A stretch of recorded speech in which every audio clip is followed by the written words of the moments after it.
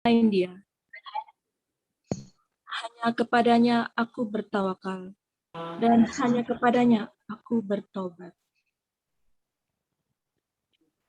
Dan sekiranya ada suatu bacaan kitab suci yang dengan itu gunung-gunung dapat digoncangkan, atau bumi jadi terbelah, atau orang yang sudah mati dapat berbicara, itulah Al-Quran.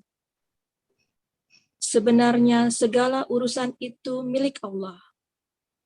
Maka tidakkah orang-orang yang beriman mengetahui bahwa sekiranya Allah menghendaki semua manusia beriman, tentu Allah memberi petunjuk kepada manusia semuanya. Dan orang-orang kafir senantiasa ditimpa bencana disebabkan perbuatan mereka sendiri. Atau bencana itu terjadi dekat tempat kediaman mereka, sampai datang janji Allah, penaklukan Mekah. Sungguh, Allah tidak menyalahi janji. Assalamualaikum warahmatullahi wabarakatuh. Assalamualaikum warahmatullahi wabarakatuh. Alhamdulillah. Warahmatullahi wabarakatuh. Alhamdulillah. Terima kasih kami ucapkan kepada rekan kita Hairul Waji dan Sari yang telah membacakan ayat suci Al-Quran, mengambil surat Ar-Rod ayat 28 sampai dengan 31. Untuk selanjutnya, kami akan membacakan laporan keuangan MTA SMA 2889 per 11 Agustus tahun 2011. Saldo awal adalah Rp4.773.207. Penerimaan sebesar Rp1.150.000 dan pengeluaran adalah sebesar Rp502.500. Jadi saldo akhir per 11 Agustus 2021 adalah Rp5.420.707. Demikian laporan pertanggungjawaban pengurus MTA 2889. Untuk selanjutnya adalah sebelum ke tausiah, kita akan mendengarkan sharing session penyintas COVID, yaitu dari Dr. Dedi Suharto yang akan dipandu oleh rekan kita, Saudari Yayu, atau yang biasa kenal dengan Sri Rahayu. Kami persilakan. Oke, terima kasih Ida atas waktunya. Assalamualaikum warahmatullahi wabarakatuh. Izin teman-teman untuk kegiatan kali ini adalah menceritakan pengalaman Pak Didi. Sebenarnya saya dan Pak Didi itu satu kantor ya, hanya beda divisi saja seperti itu. Ya, Pak Didi. Jadi izinkan saya memperkenalkan Pak Didi terlebih dahulu kepada teman-teman. Beliau adalah auditor Madya, Pak ya, auditor Madya pada Inspektorat Jenderal Kementerian Keuangan, dan dalam kiprahnya sehari-hari selain jadi auditor, beliau juga banyak rajin menulis ya, dan juga sekarang banyak bukan hanya menulis tapi juga menulis yang sifatnya sastra juga beliau. Jadi akuntan tapi menulis sastranya juga oke, seperti, dan juga menulis buku. Jadi ini adalah salah satu teman saya yang istilahnya kena di awal ya Pak ya, Pak Didi itu kena bulan di Juli. Bulan Juni tahun lalu, jadi masih di awal-awal musim mulainya wabah COVID ya, seperti itu. Juli berarti bagaimana Pak? Apakah waktu itu Bapak kan waktu itu sudah digalakan juga ya pakai masker segala macam, itu terpaparnya kondisinya apakah dalam kondisi tidak pakai masker atau sebenarnya Bapak tetap pakai masker seperti itu dalam kegiatan sehari-hari? Iya, saya itu selalu pakai masker. Saya ketua masjid kebetulan ya. Dan saya yang minta masjid saya itu pertama menggunakan masker, yang kedua cuci tangan pakai sabun. Saya beli sendiri sabunnya pakai uang saya pribadi, bukan uang masjid. Nah, masjid saya masjid kampung.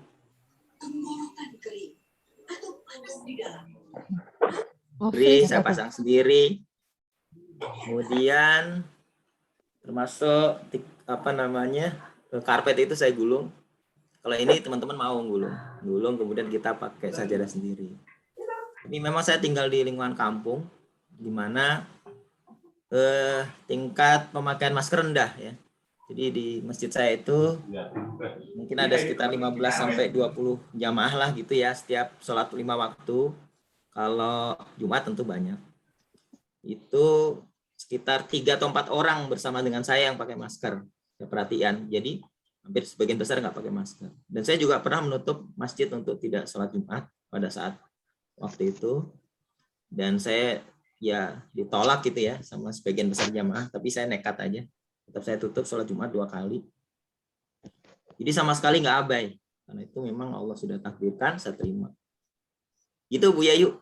Jadi jauh dari pemikiran orang, oh Pak Deddy nggak pakai masker. Enggak, saya pakai masker. Tapi kalau dibilang, kok pakai masker yang kena, yang nggak pakai masker kena, enggak juga. Ada yang nggak pakai masker juga kena.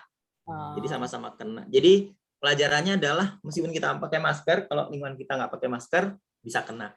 Apalagi waktu itu masih maskernya satu ya. Satu lapis. Kalau sekarang saya sudah pakai 2 lapis. Itu sih pelajarannya Bu Yayu. Bukan karena AB masker, saya nggak pernah AB masker dari dulu. Jadi sudah pakai prokesnya, tapi qadarullah ya Pak ya, istilahnya kalau ada. Prokesnya ketat termasuk ya. Cuma ya karena saya bukan nakes, jadi masker saya terus terang saja ya katanya boleh pakai kain, ya saya pakai kain gitu. Ya, mungkin itu juga penyebabnya ya. Saya nggak selalu pakai masker yang medis memang. Ya itu karena saya pikir bukan boleh ya. Ya sudah saya pakai masker kain juga gitu. Mungkin itu juga penyebabnya, nggak terlalu rapat ya. Ya itu kan karena ketidaktahuan misalnya. Di keluarga Pak Deddy sendiri yang kena atau ada? Ya karena akhirnya saya kena, kemudian yang lain kan ngobatin saya ya. Ya akhirnya tertularlah istri sama anak saya yang kedua. Ada yang tertular juga ya seperti itu. Nah, jadi kami kan berlima, yang sulung sama yang bungsu nggak kena gitu. Happy aja. Jadi kena bertiga ya Pak ya di rumah. Gejalanya gimana Pak waktu di awal-awal? Saya demam ya, demam itu cukup lama itu, lebih dari 3 hari lah yang jelas. Demam itu posisinya itu lemes. Kalau banyak orang Jawa di sini ya, mungkin kayak Pak Soehartoyo, orang Jawa ya dari namanya itu. Itu lemes dedes kalau pengen tahu. Itu pertanda bahwa saturasi kita rendah. Lemes dedes itu ya gimana ya, lemes nggak bertenaga gitu Bu. Demam ya, demamnya ya tinggi sampai menggigil gitu, demam. Saturasi sampai berapa Pak waktu itu? Ya saya baru saya nggak tahu waktu di rumah ya, tapi waktu di rumah sakit saya pernah sampai di angka 64 dan sampai pernah di angka 55. 64 ini saya diberitahu oleh dokter kalau yang 64 dan ada rekam medisnya. Yang 55 saya nggak dikasih tahu, saya tahu setelah saya sembuh. Tapi saya bersyukur juga ya nggak tahu pada saat itu karena mungkin saya stres juga kalau tahu saturasi saya 55 karena secara medis kita hanya tahan sampai angka 65. 65 saturasi 65 itu karena waktu itu saya sempat kontak-kontak dengan dokter ya melalui WA. Saya tanya, saya ditenangin sama dokter Ferry Haki, dia bilang, "Tenang Pak Deddy, kalau masih sampai dengan 65 insya Allah masih bisa tahan gitu." Saya bilang, "Dokter, saya sudah 64." Saya bilang gitu. Dokternya nggak balas lagi. Iya, karena nggak bisa motivasi lagi, orang udah 64 gitu. Ya, dan ternyata saya turun lagi di angka 55. Iya, saya turun di angka 55. Pak Deddy waktu itu isoman atau sampai perawatan di rumah sakit, Pak? Saya waktu awal-awal kan nggak tahu ya. Jadi waktu awal-awal saya itu di rumah sekitar seminggu lah. Di rumah setelah seminggu. Isoman ya berarti ya? Ya di rumah sampai seminggu. Kemudian habis itu mau tidak mau ke rumah sakit. Di hari mungkin ke-8 atau ke-berapa itu saya ke rumah sakit. Ya. Dirawat di mana Pak? Saya 2 kali ya. Jadi rupanya satu rumah sakit nggak cukup merawat saya.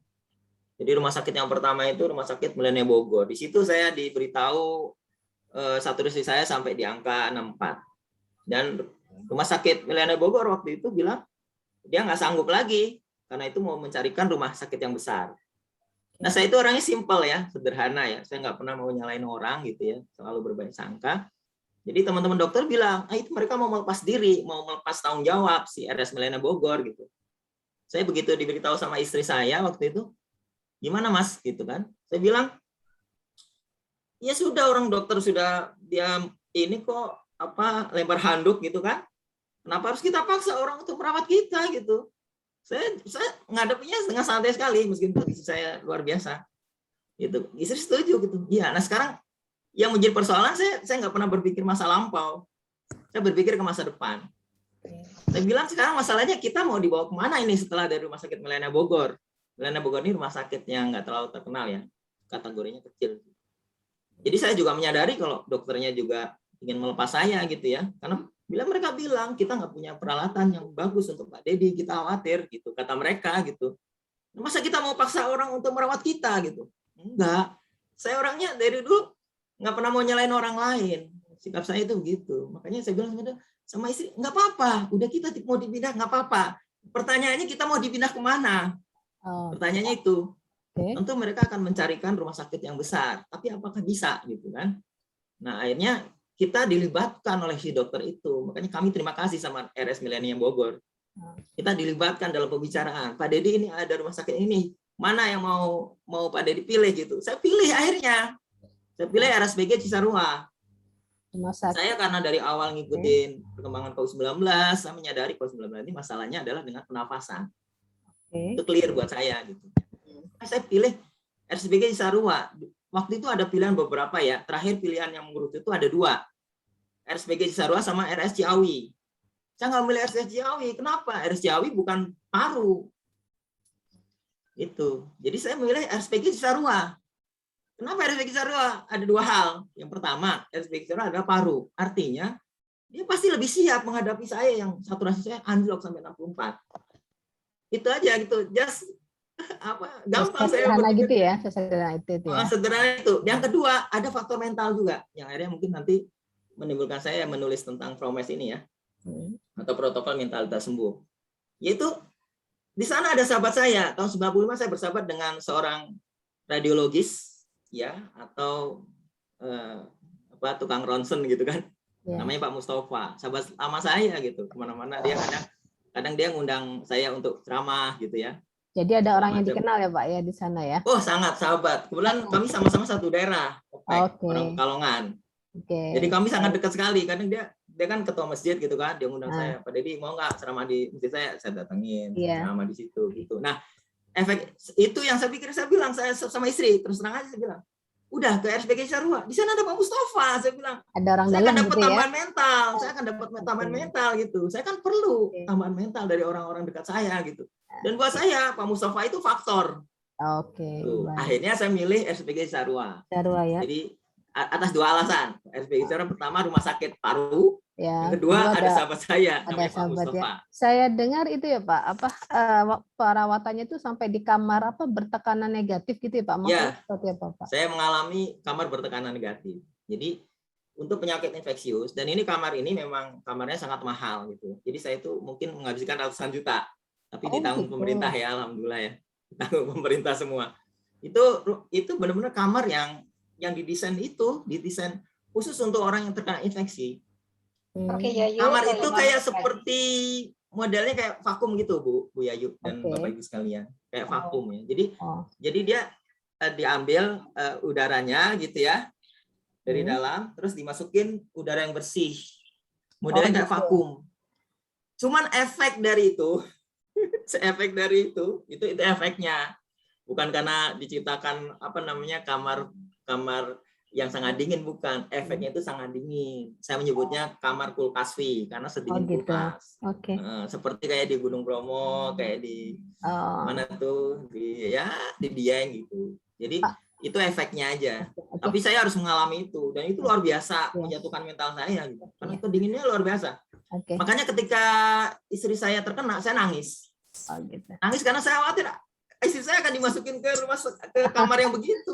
Saya berusaha bertahan ya kan. Pak Dedi, maaf, saya agak potong sebentar. Pak Dedi, terkait dengan kondisi di sana itu secara mental itu pernah nggak mengalami titik terendah di dalam perawatan atau bahkan mungkin saya selamat nggak kayak gitu dalam saya ada dua kali titik terendah ya. Titik terendah pertama waktu saya di rumah sendiri. Itu saya mengalami kalau Bapak Ibu sekalian pernah memegang mayat, saya merasakan jadi mayat. Oh, jadi Merasakan sudah jadi kayak mayat. sakaratul maut gitu ya, Pak ya? Ya, jadi ya, tiba-tiba tubuh ini dingin semua, dingin dingin es. Untungnya saya ada istri yang merawat, jadi bilang, "Jeng, ini kenapa dingin semua ini gitu?" Dingin semua dari kaki sampai tangan semuanya, dingin semua. Oh. Dingin semua. Hanya itu alhamdulillah berlangsungnya tidak terlalu lama ya, tidak mungkin beberapa menit aja gitu. Kalau sampai 1 jam aja mungkin saya sudah out. Oh gitu. Nah itu waktu itu saya di treatment sama istri, diborahin sama kayu putih, dikasih jus kurma yang panas, pokoknya intinya gini, ini kan dingin, pokoknya kasih yang panas-panas gitu ya, Pak ya. Panas-panas gitu. Kalau yang itu berhasil, alhamdulillah berhasil. Kalau yang di rumah sakit itu RSPG itu? Nah kalau yang di rumah sakit pernah ada ketika saya saturasi 55 kelihatannya. Oh, pada waktu saturasi 55 itu badan itu terasa kaku. Kalau ini bukan dingin, kaku semua. Okay. Itu saya alami sekitar mungkin 12 jam lah. Saya sudah mikir, saya down sekali waktu itu. Saya mikir, ini kalau berlangsung berhari-hari mungkin saya nggak kuat. Gitu. Mungkin ya, saya bilang, saya dalam hati mungkin saya nggak kuat gitu. Tapi Allah masih sayang barangkali. Jadi ya bukan barangkali, Allah masih sayang sama saya. Jadi ya sudah akhirnya 12 jam akhirnya itu perlahan apa hilang tuh. Yang bikin Bapak apa sih, berapa hari Pak dirawat, Pak? Dirawat jadi total 20 hari. Oh, total di rumah sakit RSPG-nya? Rumah sakit RSPG. Ya di rumah sakit RSPG sekitar 18 hari lah. 18 karena di ya. Melanda Bogor itu cuma 2 hari. Oke, berarti apa yang membuat Bapak apa sih, saya bisa selamat dari maut lah? Ya, kalau menurut saya ya karena pada akhirnya ya itu yang akhirnya sekarang saya ciptakan satu formula namanya Promes itu. Oke. Ya, saya dituntun banyak hal untuk membuat dengan mekanisme Promes. Promes itu yang pertama kita mengenali dulu COVID-19. Ya, saya sangat kenal dengan COVID-19 itu. Yang kedua, kita harus tenang dan berbaik sangka. Dan itu saya lakukan dari awal. Saya berbaik sangka sama dokternya, saya berbaik sangka. Padahal orang lain ngasih input, itu mau melepaskan tanggung jawab. Yang ketiga itu saya berdoa dengan khusyuk. Itu penting sekali doa. Dan saya didoakan oleh banyak orang di FB segala macam. Saya adalah orang yang berani menyampaikan secara terbuka bahwa saya terpapar COVID-19 di medsos. Orang lain pada sembunyi-sembunyi, pada merasa aib, saya enggak. Terus di situ didoakan ya Pak ya, dari situ. Ya itu doanya banyak itu, termasuk Bu Yayu doain saya. Banyak itu, ratusan orang mendoakan. Kemudian yang keempat adalah bahagia. Saya pertama kali terkena COVID-19, kena positif benar-benar, itu saya menulis tulisan benar-benar. Saya bilang, sekarang saya dinyatakan COVID-19, maka saya akan hadapi dengan bahagia. Itu bukan saya sombong, itu saya mensugesti diri.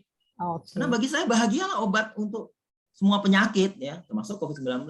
Dan alhamdulillah berhasil strategi itu. Itu ada tulisannya tersendiri dan saya bukukan di novel COVID-19, saya bukukan. Dan yang kelima adalah hati yang bersyukur. Nah ini kenapa kita bisa bahagia, karena hati kita bersyukur. Makanya penuh dengan keimanan gitu ya. Yang keenam adalah hobi. Nah hobi ini penting. Banyak orang nggak memahami pentingnya hobi. Nah di sini hobi itu sangat penting sekali. Nah saya hobi menulis ya. Alhamdulillah itu. Kemudian yang ketujuh itu ya ini, manajemen melupakan kondisi. Karena begini, untuk yang kena COVID gejala sedang ataupun gejala berat, itu pasti akan mengalami kesulitan tidur. Nah caranya bisa, yang pertama kalau medis ya, kita di bawah penanganan dokter, itu bisa dengan memberikan obat tidur. Gitu. Pakai obat tidur. Tapi dalam kasus saya enggak, gitu. Dan banyak kasus dokter nggak berani ngasih obat tidur. Takut tidurnya kebablasan. Gitu. Oke. Ya. Makanya kemudian Oh ya, oke. Oh Pak, ya Pak. Oke, terus ya, jadi kemudian yang ke-8 adalah minum air putih yang banyak, dan ini bermasalah di rumah sakit itu air putih kita dianggap kayak orang sakit biasa, padahal orang COVID-19 itu sangat butuh air putih yang banyak. Dari mana saya dapat? Itu keluarga saya yang benar-benar perhatian. Saya bilang udah beliin aja 1 dos. Nah mereka mau tuh ketika kita disupport dengan dos air putih. Nah ini banyak yang nggak tahu tentang teknik air putih ini. Banyak orang nyerahin aja ke dokter. Dokternya nggak ngasih air minum putih yang cukup. Ngasih minum air putih biasa. Cuma 100 liter nggak cukup. Kemudian yang ke-9 adalah makanan yang lahap, itu penting. Dan yang ke-10 ya kalau sesak nafas bisa tengkurap dan berbaring. Nah, itu 10 Oke. promes ini 10 promes. berdasarkan pengalaman pribadi saya itu. Oke, yang tadi juga di ini Pak ya, di launch di apa acara Iya, dengan Kiai Haji Dasat, Dasat Latif sama Ustadz Habib Nabil Al-Musawa sama ini. Nah, baik. sebenarnya saya target saya itu ini harus sampai ke Presiden Jokowi. Oke. Saya bicara besar ini. Saya nggak bicara saya menciptakan promes bukan karena Pak Deddy pingin ini gaya-gayaan, enggak. Oke. Jadi ini ya. Saya ingin nyelamatin orang. Dan banyak yang sudah kemudian menggunakan promes itu berhasil. Tetangga saya saturasi 86. Nggak dibawa ke rumah sakit. Dengan promes itu ya Pak ya? Ya, saya datangin ke rumahnya. Meskipun dia positif, saya datangin. Saya bawa masker gini, saya datangin, kita duduk berhadapan gitu di ruang tamunya. Saya bilang, kamu nanti akan tidak bisa tidur nanti malam, saya bilang gitu. Oh gitu Mas? Iya, saya bilang. Kamu nggak akan bisa tidur. Oke, jadi Pak Deddy datang langsung ya? Datang langsung ke tempat itu ya? Langsung. Saya bukan orang yang takut gitu. Saya datangin langsung. Baik. Nah, saya bilang, kamu akan seperti itu, terus apa Mas yang harus saya lakukan? Saya bilang, kamu kan pintar baca Quran. Lupain. Kamu jangan memaksa diri untuk tidur. Nah, ada satu kesalahan besar. Pada waktu saya sakit, orang-orang pada marahin saya.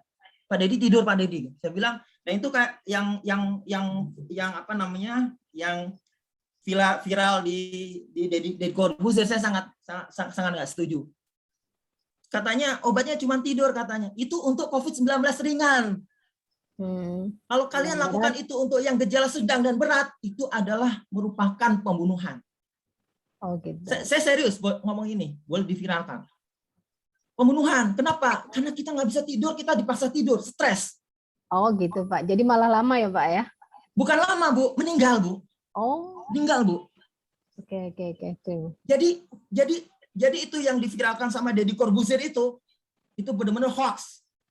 Oke. Jadi dia harusnya katakan itu, saya setuju kalau itu untuk apa? Ya, ringan. Untuk yang COVID-19 ringan. Oke. Silakan tidur yang lenyak. Karena dia memang nggak mengalami kondisi susah tidur. Tapi buat gejala sedang dan berat, lakukan melupakan kondisi. Oke, baik. Terima kasih. Terima kasih nih Pak Deddy ya. Tinggal nanti teman-teman bisa mencari, mungkin di googling ya Pak tentang promes itu. Saya tulis aja di chat ya. Silakan nanti. Boleh. Nanti yang lebih mau aja, tahu lebih banyak di ya. chat ya. Nanti biar bisa Ada buku, ada videonya ya Pak ya. Nanti ada buku. Teman-teman ini yang videonya aja ya. Tentang kan promes, biasanya teman-teman agak susah untuk ini baca gitu kan. Ya. Mendingan saya klik aja. Ada 10 video. Silakan Oke. Pak Deddy. Terima kasih, waktu kita sudah habis nih. Saya berapa dikasih tanda sama moderator. Jadi siap. Terima kasih Pak Deddy, nanti dituliskan saja di chatnya dan teman-teman bisa akses di sana. Terima kasih atas berbagi pengalamannya Pak Deddy. Saya kembalikan ke Ida, silakan Ida. Ya, terima kasih kepada Yayu dan juga Dr. Deddy Suharto atas sharing sessionnya, sangat bermanfaat bagi kami. Tapi waktu sayangnya sangat singkat, ya. Walaupun sebetulnya masih banyak yang bisa digali. Baik, acara selanjutnya adalah tausiah dengan tema isoman bersama Allah Subhanahu wa Ta'ala. Kepada Ustadz Sahal kami persilahkan.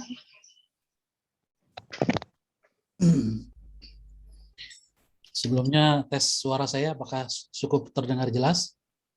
Alhamdulillah jelas. Jelas. Assalamualaikum warahmatullahi wabarakatuh. Waalaikumsalam warahmatullahi wabarakatuh. Bismillahirrahmanirrahim. Alhamdulillah rabbil alamin.